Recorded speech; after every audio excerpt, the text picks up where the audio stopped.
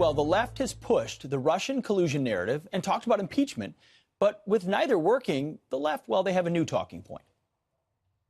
Should Americans be concerned about the president's mental fitness, that he appears to be speaking so lightly about threats regarding the nuclear button?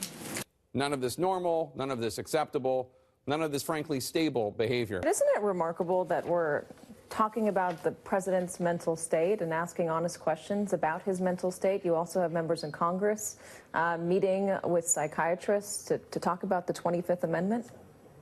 But will all this talk about the president's mental health actually backfire on Democrats? Fox News contributor David Webb joins us right now to react. I mean, I think we just wind you up and let you go. No, I mean, the last part, talking to psychiatrists about, first of all, no credible psychiatrist would ever issue something on a patient unless they've actually met with the patient. So it's ridiculous.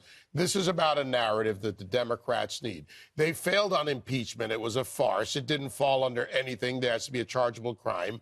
They now need a narrative because they fear what's coming. They're watching all of these investigations, the resistance movement and everything, be both ineffective and unraveling. The unraveling of this whole mess around Fusion GPS, the Mueller investigation, fruit of the poison tree, the term that's a legal application of that. Was it the poison tree with the dossier? Who paid for it? Was it used, as James Comey admitted, that he gave it to his Columbia law professor friend and leaked it, which, by the way, is also a violation of law under federal code, because those documents and anything, whether he did it on his laptop or not, are still within presidential privilege, and but not that permission wasn't given to him.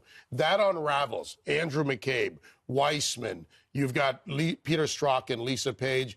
And the big one in this, and I want Americans to pay attention, the coming name in this, Bruce and Nellie Orr. Bruce Orr, who resigned from DOJ, and his wife, Nellie, who worked for Fusion GPS. Add to that something was very smart. Devin Nunes didn't give up his subpoena power. There was that false ethics charge. He was cleared.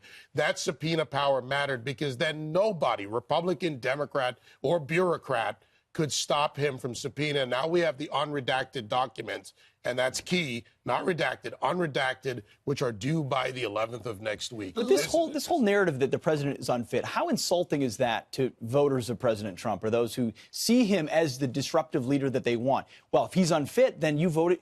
I mean, it's this whole, the left has to say, well, you're crazy, he's crazy, not maybe there's a strategy here. They're driving it to their base. The fact is that when you go to the rest of the country, the people that support President Trump are not going to buy that narrative. So who are they driving it to? They're driving it to an ever-dwindling base. And we've watched the Democrat Party essentially not be a national party anymore.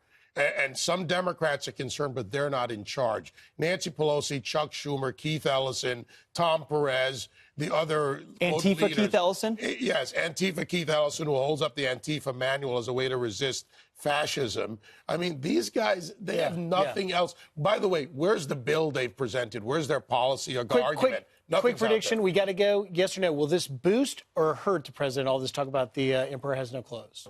It'll do nothing. It will do nothing to him because he's got a coordinated effort and a strong base that supports him and success from tax policy. David Webb, thank you very much. And a Twitter account. You're right. David Webb, thanks a lot. Appreciate it.